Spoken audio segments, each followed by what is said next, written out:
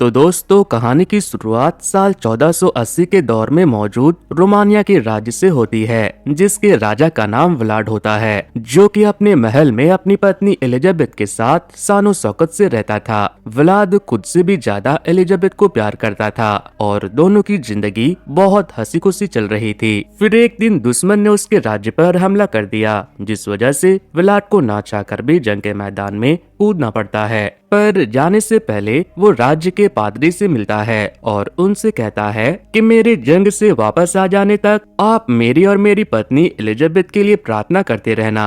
साथ ही वो उन्हें ये भी धमकी देता है कि अगर इस बीच गलती से भी एलिजाबेथ को एक रोज तक आ गई तो वो उनके भगवान को कभी माफ नहीं करेगा। साथ ही साथ वो एलिजाबेथ की सुरक्षा के लिए अपने साथियों से उसे दूसरे महल पर ले जाने का ऑर्डर देकर कप्तान टरगुल के साथ लड़ाई में कूद पड़ता है। फिलहाल अपनी बहादुरी के दम पर व्लाड ये जंग जीत भी जाता है, लेकिन बदकिस्मती से दुश्मनों की एक टुकड़ी एलिजाबेथ को किडनैप कर लेती है और इससे पहले कि वो उसकी जान बचा पाता, बेचारे व्लाड के आंखों के सामने ही वो लोग उसे मार डालते हैं। एलिजाबेथ की मौत की खबर सुनकर पूरे राज्य में कोहराम मच गया। हर तरफ अफरा तफरी मातम सा छा गया। व्लाड तो मानो पागल सा हो जाता है और गुस्से में सबसे पहले सीधे पादरी के पास पहुंच जाता है। वो उससे पूछता है कि क्या उसने उसके लिए प्रार्थना किया था।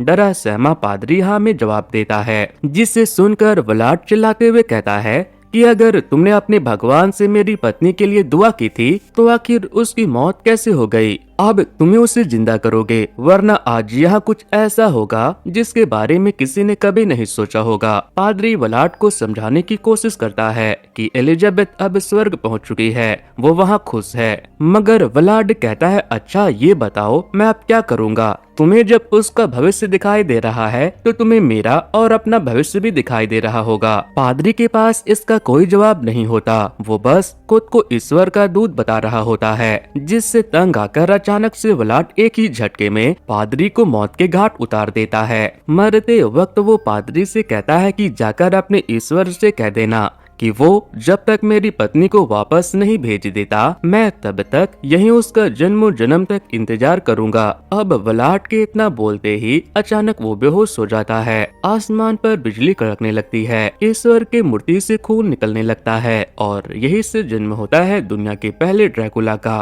अब कहानी यहाँ से 400 साल बाद शिफ्ट हो जाती है, जहाँ हम डॉक्टर विंस्टन को देखते हैं। वो अपने किसी पेशेंट को लेकर काफी परेशान थे। ये मामला इतना क्रिटिकल हो चुका था कि अब खुद इंग्लैंड की क्वीन की नजर उस पर थी और ऐसे में मजबूरी में डॉक्टर को एक फादर रॉबर्ट की मदद लेनी पड़ती है। असल में दोस्तों, ये मरीज रॉयल फैमिली से ताल्लुकात रखती थी और इसका नाम मारिया होता है, जो कि 25 साल की एक इटालियन लड़की थी। इसकी शादी क्वीन के पोते हेनरी से होने वाली थी, परंतु शादी के दिन अचानक ये लड़की बेकाबू हो जाती है। वो अजीब अजीब सी आवाजें निकालने लगती है, यहाँ तक कि काफी लोगों पर हमला भी कर देती है। रिकॉर्ड के माने तो इसका जन्म 1759 में हुआ था, लेकिन ये पूरी तरह से इम्पॉसिबल है, क्योंकि इस हिसाब से इस लड़की की उम्र 100 साल से भी ज्यादा हुई और दिखने में ये अभी भी जवान है। आखिर ऐसा कैसे संभव है। फादर रॉबर्ट वहाँ से सीधे जंजीरों में बंधी मारिया के पास जाते हैं, जिसे एक ही नजर में देखकर पादरी बताते हैं कि ये कोई इंसान नहीं बल्कि पिशाच है, धरती पर पकड़ा गया पहला जिंदा पिशाच। पर हैरत की बात ये थी कि आखिर ये इंग्लैंड में क्या कर रही है। पादरी उससे सवाल करते हैं कि तुम्हारा मास्टर कहाँ है, जिस पर वो पिशाचनी बताती है कि हमारे मास्टर कभी भी मुझे छुड़ाने के लिए यहाँ आ सकते हैं, वो यहीं पर है। ये सुनकर तो पादरी पूरी तरह से दंग रह जाता है। वो पूछता है कि आखिर ड्रैकुला यहाँ इंग्लैंड में क्या कर रहा है, और तब जोर जोर से हंसते हुए मारिया कहती है क्योंकि उसकी चांद से भी ज्यादा खूबसूरत पत्नी एलिजाबेथ भी यही है, जिसे वो बहुत जल्द ढूंढ निकालेंगे। इसी दौरान हम इंग्लैंड के ही एक वकील जॉनथन को देखते हैं, जो कि अंधेरी रात में जंगलों के बीचों बीच एक महल की तरफ जा रहा होता है। इस महल में दाखिल होते ही जॉनथन की मुलाकात बेहद बूढ़े से दिखने वाले एक आदमी से होती है, जो कि कोई और नहीं बल्कि ड्रैकुला होता है और ये महल भी उसी का होता है। जॉनथन को देखते ही ड्रैकुला और उसके पिशाचों की टोली को समझते देर नहीं लगती कि वो एक इंसान है और यहाँ किसी अन्य पिशाच के बहकावे में शिकार बनने के लिए आ गया है। ड्रैकुला पहले तो उसकी खूब खातिरदारी करता है और फिर बात बातों ही बातों में उससे पूछता है कि आखिर वो यहाँ क्या करने आया है, जिस पर जोनाथन उसे बताता है कि वो उस पुरानी दिखने वाले महल को खरीद कर खंडर से खूबसूरत हवेली बनाना चाहता है, जिस पर ड्रैकुला उसे एक दिन का समय मांगता है और सोने के लिए हवेली का एक कमरा दे देता है। इसी कमरे में जोनाथन की नजर सामने रखी हुई एक किताब पर पड़ती है, जिसके बीच का एक पन्ना फटा हुआ था। अब किताब किसकी थी और उसमें रखी तस्वीर में कौन था, ये तो किसी को नहीं पता था, परंतु इससे जोनाथन के दिमाग में कई सवाल घूमने लगे थे, जिसका जवाब ढूंढने के लिए वो वीरान से दिखने वाली उस हवेली में ड्रैकुला के मना करने के बावजूद भी बीच रात में लालटेन लेकर घूमने निकल पड़ता है। वहीं दूसरी तरफ मारिया के बारे में जानकारी इकट्ठा कर रहे फादर रॉबर्ट किंग हेनरी से मिलने पहुंचते हैं और कमरे में छानबीन के दौरान उन्हें खास तरह का परफ्यूम मिलता है, जिसकी महक वाकई में अजीबोगरीब थी। इसी के साथ साथ उनके हाथ एक पन्ना लगता है जिसमें एलिजाबेथ की फोटो थी, जिसे देखकर उसे साफ साफ समझ में आ रहा था कि ये फोटो उसी किताब की है जो कुछ देर पहले जोनाथन को मिली थी। उधर हवेली में जोनाथन कुछ ही कदम चला था कि तभी अचानक उसे कुछ आवाज सुनाई देती है, जिनका पीछा करते करते वो एक सुनसान कमरे में पहुंच जाता है। उसे सामने एक ताबूत नजर आता है और जैसे ही जोनाथन ताबूत को खोलता है उसे उसके अंदर एक शख्स लेटा हुआ मिलता है और ये था ड्रैकुला, जिसे देखकर तो जोनाथन एक मिनट के लिए खौफ में आ जाता है। तभी ड्रैकुला जोरदार हंसी के साथ ताबूत से बाहर निकलता है। उसके एक इशारे पर हवेली में मौजूद अन्य पिशाच जोनाथन के शरीर का एक एक बूंद खून पीने के लिए उसे लटका देते हैं। वो जोर जोर से चिल्लाते हुए रहम की भीख मांगता है, भगवान को याद करता है, मगर ड्रैकुला उसे बताता है कि यहाँ पर भगवान को याद करने का कोई फायदा नहीं। हालांकि मारने से पहले तुम्हारी एक मदद कर सकता हूँ, तुम मुझे अपनी आखिरी ख्वाहिश बता सकते हो। जोनाथन एक मिनट के लिए चुप हो जाता है और फिर ड्रैकुला की असलियत जानने के लिए उसके बारे में पूछता है कि आखिर वो है कौन और यहाँ कैसे पहुँचा। बस यही उसकी आखिरी इच्छा थी। अब ड्रैकुला एक बार फिर से अपनी कहानी उसे सुनाते हुए बताता है कि एक समय ऐसा था जब मैं भगवान का सबसे बड़ा दूत था। वो एक राज्य का राजा था जो सिर्फ और सिर्फ अपनी पत्नी के लिए जीता था, लेकिन एक दिन उससे ईश्वर ने उसकी जिंदगी की सबसे कीमती चीज यानी कि उसकी पत्नी एलिजाबेथ को उससे छीन लिया, जिसके बाद वो पिछले 400 सालों से उसका इंतजार कर रहा है, इस उम्मीद में कि कभी न कभी किसी न किसी रूप में वो धरती पर फिर से जन्म लेगी। इसके लिए उसने एलिजाबेथ को दुनिया के हर एक कोने में ढूंढा। वो चीन गया, ऑस्ट्रेलिया गया, इवन मेरे और आपके घर भी गया था और इस जर्नी के दौरान उसने काफी कुछ सीखा भी। फिर उसे एक खास तरह का फूल मिलता है जिससे उसने एक ऐसा परफ्यूम तैयार किया जिसकी महक से ही वो जिसको चाहे अपने पास आने पर मजबूर कर सकता था। इस तरह उसने अपने प्यार को हासिल करने के लिए पूरी दुनिया खंगाल डाली, मगर वो कहीं नहीं मिली। तब उसे एहसास हुआ कि एलिजाबेथ को पाना इतना आसान भी नहीं है। इसके लिए उसे एक विशालकाय सेना की जरूरत पड़ेगी जो पूरी दुनिया में फैलकर उसे ढूंढने में मदद करे। ऐसे में उसने कई लोगों को वंपायर भी बना दिया जिनका मकसद सिर्फ उसकी पत्नी एलिजाबेथ को ढूंढना था। मारिया भी उन्हीं में से एक थी जिसे उसने इटली में वंपायर बनाया था। अपना काम खत्म करने के बाद वो रोमानिया वापस आकर बरसों से यहीं पर एलिजाबेथ का इंतजार कर रहा है। ड्रैकुला की ये दर्द भरी कहानी सुनकर जोनाथन को एहसास हो जाता है कि जो कुछ भी हो लेकिन ड्रैकुला भाई एक सच्चा आशिक है और ये प्यार की कदर समझता है। फिर वो ड्रैकुला से विनती करता है कि उसे जाने दे क्योंकि उसका कोई बेसब्री से इंतजार कर रहा है और अगर वो वापस नहीं गया तो यकीनन वो लड़की भी पूरी जिंदगी उसी की तरह इसी पछतावे में जिएगी। इसके बाद जोनाथन अपने गले में मौजूद एक लॉकेट ड्रैकुला को दिखाता है जिसके अंदर उसकी गर्लफ्रेंड की तस्वीर भी थी, लेकिन जैसे ड्रैकुला उस लॉकेट को खोलकर देखता है उसके पैरों तले जमीन खिसक जाती है। वो खुशी से कूदने लगता है क्योंकि ये लड़की हूबहू एलिजाबेथ की जैसी लग रही थी। जी हाँ, वही एलिजाबेथ जिसके लिए वो सैकड़ों सालों से यूं ही तड़प रहा था। अब ड्रैकुला उससे पूछता है कि आखिर तुम्हें यहाँ किसने भेजा, तो जोनाथन उसे बताता है कि मुझे यहाँ किंग हेनरी की पत्नी मारिया ने भेजा है। और अब ये जानकर ड्रैकुला को यकीन हो जाता है कि आखिरकार उसकी बरसों की मेहनत काम आई। अब उसके सबसे खास गुलाम ने एलिजाबेथ को ढूंढ निकाला। इसी खुशी में ड्रैकुला ने जोनाथन की जान भी बख्श दी, मगर उसने अपने आदमियों से कहकर अपने वापस लौटने तक जोनाथन को बंद करने का हुक्म दिया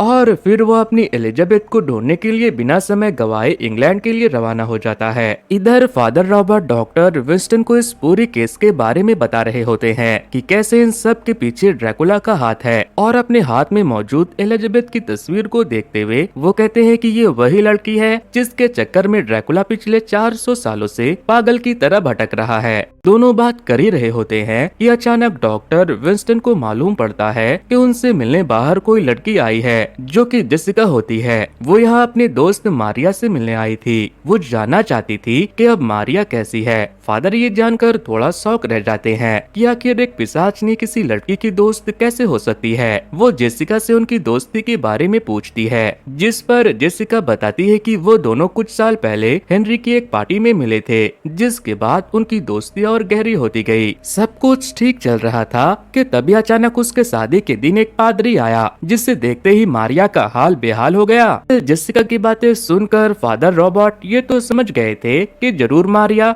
जेसिका को दोस्ती के बहाने बेवकूफ बना रही है, लेकिन वो उसका फायदा क्यों उठा रही है ये बात अभी भी उन्हें जाननी थी। हालांकि उन्हें जेसिका पर अब थोड़ा थोड़ा शक होने लगा था। ऐसे में वो जेसिका से उसका पता पूछते हैं तो मालूम पड़ता है कि जोनाथन के वापस लौटने तक वो एक बोर्डिंग हाउस में रुकी हुई थी। उसी रात शहर के सबसे बड़े चर्च को दिखाया जाता है, जहाँ एक गरीब बेसहारा इंसान मदद की भीख मांग रहा था। उसकी ये हालत देखकर चर्च में मौजूद नन को तरस आ जाता है। वो उसे अंदर आने को कहती है, परंतु जैसे ही वो गरीब बूढ़ा इंसान चर्च में दाखिल होता है वो उन्हें अपना असली चेहरा दिखाता है और अब तक जिस ड्रैकुला के बारे में उन सभी ने किताबों में पढ़ा था उसको यूं सामने देखकर वो सब डर जाती है। कुछ नन्स उसे रोकने के लिए ईश्वर का नाम लेती है, मगर फिर भी कोई फायदा नहीं होता और एक एक करके ड्रैकुला उन सभी का खून पी लेता है। जिसके बाद वो यहाँ से मारिया को बचाने के लिए निकल पड़ते हैं और फिर उसे फादर रॉबर्ट के चंगुल से आजाद करके एक नया काम सौंप देते हैं। वहीं जोनाथन भी किसी तरह खुद को ड्रैकुला के कालकोठरी से छुड़ा लेता है और कपड़ों की बनी एक रस्सी की मदद से छलांग लगाकर वहां से भाग निकलता है। हालांकि ड्रैकुला की सेना उसके पीछे पड़ जाते हैं। इसके अगले रोज मारिया सीधे जेसिका से मिलने के लिए उसके घर पहुंचती है। अपनी दोस्त को यूं पहले जैसा देखकर जेसिका की खुशी का ठिकाना नहीं रहता। वो उसे फौरन अपने गले से लगाकर पूछती है कि वो यहाँ कैसे, तो मारिया बताती है कि डॉक्टर ने उसकी बीमारी ठीक कर दी और अब वो पूरी तरह से फिट है, इसलिए उन्होंने उसे छोड़ दिया और इस मौके को सेलिब्रेट करने के लिए वो उसे एक पार्टी में चलने को कहती है। टिकट देखकर जेसिका थोड़ा कंफ्यूज हो जाती है। वो पूछती है, तुमने 3 टिकटें क्यों ली, तीसरा शख्स कौन है? तो मारिया उसे अपने एक खास दोस्त के बारे में बताती है जो उससे मिलने के लिए बेताब है। और फिर हम उन्हें पार्टी में देखते हैं जहाँ पर ड्रैकुला उसका बेसब्री से इंतजार कर रहा था।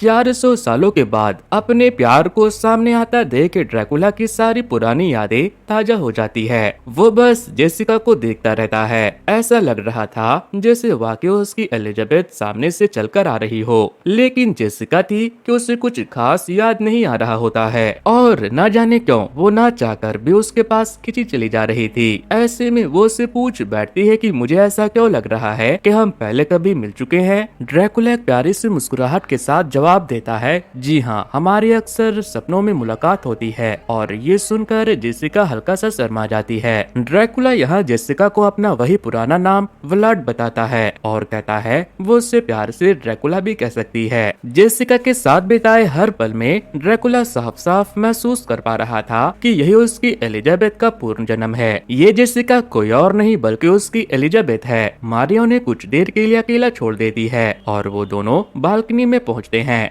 जहाँ सामने की जगमगाती लाइट को देखकर जेसिका काफी खुश होती है। उसने ऐसा नजारा पहले कभी नहीं देखा था। ऐसा लग रहा था मानो वो किसी राजमहल में हो। इसी दौरान ड्रैकुला जेसिका के यादों को ताजा करने के लिए 18वीं शताब्दी की उसकी म्यूजिक बॉक्स को ऑन करता है, जिसकी आवाज सुनकर जेसिका को ऐसा महसूस होता है कि मानो उसका उस जगह से कोई पुराना नाता हो। तभी ड्रैकुला उससे प्यार से एलिजाबेथ कहकर पुकारता है, जिसे सुनकर जेसिका को अपने प्यार जोनाथन की याद आ जाती है। इसीलिए वो उससे कहती है कि अब मुझे चलना चाहिए, जिस पर ड्रैकुला बिना किसी सवाल जवाब के उसे उसके घर के बाहर तक छोड़कर आता है। ये सारे पल जेसिका के लिए बहुत खास बन चुके थे, इसीलिए वो आज के शाम के लिए ड्रैकुला को थैंक यू बोलकर अपने घर में दाखिल होती है, जहाँ का नजारा देखकर वो चौंक जाती है। उसके सामने जोनाथन बुरी तरह जख्मी पड़ा था। डॉक्टर विंस्टन के साथ साथ फादर रॉबर्ट भी वहाँ मौजूद थे, लेकिन ये सब क्या हो रहा है ये जेसिका को अभी तक समझ नहीं आ रहा था। जिसके बाद फादर उसके सामने ड्रैकुला के राज से पर्दा उठाते हैं। यहाँ तक कि जेल से भागी मारिया की असलियत के बारे में भी बताते हैं। जोनाथन भी उसके सामने उसका सबूत पेश करता है और ये सब सुनकर जेसिका अंदर से पूरी तरह से हिल जाती है। उसे यकीन नहीं होता कि वो एक पराये मर्द के चक्कर में आखिर कैसे फंस सकती है। तो फादर कहते हैं क्योंकि ड्रैकुला एक ताकतवर वंपायर है और उसके पास एक खास तरह का परफ्यूम है, उसने उसी की मदद से तुम्हें अपने जाल में फंसा लिया है। ये सुनकर जेसिका को काफी बुरा लगता है। वो घबरा कर अपने कमरे में बैठ ड्रैकुला के बारे में सोचने लगती है कि तभी अचानक ड्रैकुला आ जाता है और उस म्यूजिक बॉक्स की मदद से जेसिका को एक बार फिर से समझाने की कोशिश करता है कि वो यहाँ उसको नुकसान पहुँचाने नहीं आया, वो तो यहाँ सिर्फ उसे पाने के लिए आया है जिसके लिए उसने ना जाने कितने सालों तक इंतजार किया। फिर वो जेसिका का हाथ पकड़कर उसे उसकी सदियों पुरानी बात याद दिलाता है कि आखिर कैसे वो ड्रैकुला को अपना प्रिंस कहकर पुकारती थी, वो उसके हाथ को चूमकर अपने राजा का सम्मान करती थी। बस फिर क्या था, इससे कुछ ही सेकंड बाद जेसिका को सब याद आ जाता है और वो ड्रैकुला से गले लगकर वापस रोमानिया के लिए निकल जाती है। अब जैसे ही फादर रॉबर्ट और बाकी के लोगों को इसके बारे में पता चलता है तो वो तीनों ड्रैकुला की हवेली पर हमला करके उसको मारने का फैसला करते हैं और इस काम में उनकी मदद सिर्फ किंग हेनरी ही कर सकते हैं। लेकिन इससे पहले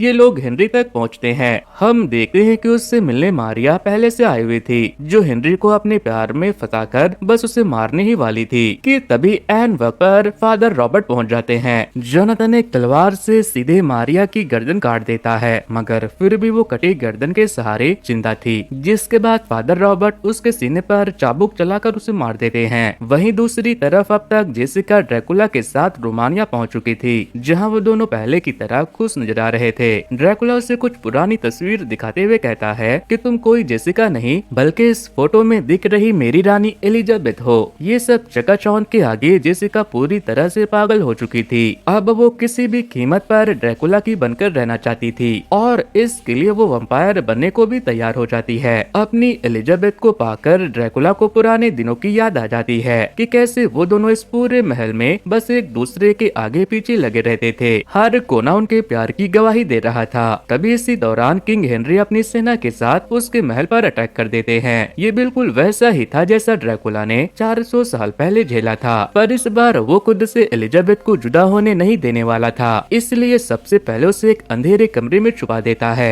उधर राजा की फौज अपनी तोपों से महल को तोड़ने में लगी हुई थी क्योंकि उन्हें अच्छे से पता था कि वंपायर सूरज की रोशनी से डरते हैं और अब वो लोग उसी का फायदा उठाने वाले थे। वहीं गुस्से से लाल ड्रैकुला एक एक करके अब उन्हें मारना शुरू कर देता है। ये सिलसिला काफी घंटे चलती है। इसी बीच उसके सामने फादर रॉबर्ट आ जाते हैं जिन्हें वो बस अपने तलवार से मौत के घाट उतारने वाला ही था। तभी फादर कहते हैं कि अगर तुम अपनी पत्नी से सच्चा प्यार करते तो आज ये नौबत नहीं आती। एलिजाबेथ तो तुम्हारी प्यार थी ना, तो फिर क्यों उसे पिशाच बनाकर अपनी तरह मौत से भी बदतर जिंदगी देना चाहते हो? क्या ऐसा करने से तुम उसे पालोगे? आखिर कब तक ऐसे उसके साथ भटकते रहोगे? ये जेसिका तुम्हारी एलिजाबेथ नहीं है बल्कि सिर्फ उसका एक रूप है जिसे तुम पिशाच बनाकर हमेशा हमेशा के लिए इस नर्क में कैद कर दोगे। वाकई अगर तुम एलिजाबेथ को प्यार करते हो तो खुद की जान ले लो क्योंकि तुम्हारे मरने के बाद जेसिका पहले जैसे इंसान की तरह हो जाएगी, उनकी तरह रहेगी, अपनी जिंदगी जिएगी और फिर मरने के बाद किसी दूसरे रूप में तुम दोनों की एक बार फिर से मुलाकात होगी किसी ऐसी दुनिया में जहाँ किसी का डर नहीं रहेगा। रॉबर्ट की बातें सुनकर ड्रैकुला को एहसास हो जाता है कि आखिर एक वंपायर बनकर वो किन किन परेशानियों से गुजर रहा था और वो कभी नहीं चाहेगा कि एलिजाबेथ भी ये सब झेले। इसके बाद ड्रैकुला जेसिका से मिलकर फादर रॉबर्ट से मारने को बोलता है। उसे अपने प्यार के लिए खुद को कुर्बान करने का फैसला कर लिया था, जिसके बाद फादर एक खास तरह की तलवार उसकी छाती पर भोंककर उसे हमेशा हमेशा के लिए आजाद कर देते हैं, जिसके साथ ही दुनिया का ये आखिरी वंपायर ड्रैकुला खत्म हो जाता है। उसकी लाश कुछ मिनट में मिट्टी बन जाती है। उसके मरते ही उसके पिशाचों की सेना जिन्हें उसने अपना गुलाम बना कर रखा था वो सब छोटे छोटे बच्चे इंसान के रूप में महल से बाहर आ जाते हैं और उसकी यादों में आंसू बहा रही जेसिका को जोनाथन संभालता है, जिसके साथ ही ये कहानी यहीं पर एंड हो जाती है। सो वेल गाइस, वंपायर की ये कहानी आपको कैसे लगी मुझे कमेंट कर देना। वीडियो पसंद आई है तो वीडियो को हाइप देना बिल्कुल भी ना भूले। सो वेल गाइस, आज के वीडियो में इतना ही। Thanks to, good bye.